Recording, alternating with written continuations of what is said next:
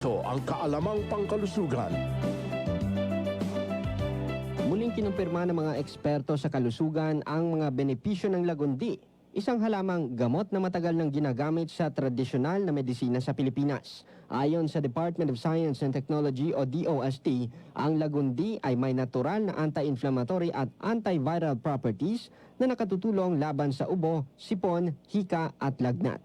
Sa isinagawang pag-aaral ng Philippine Council for Health Research and Development, lumalabas na makatutulong din ang lagundi sa pagpapagaan ng mga sintomas tulad ng pananakit ng lalamunan at pag-ubo.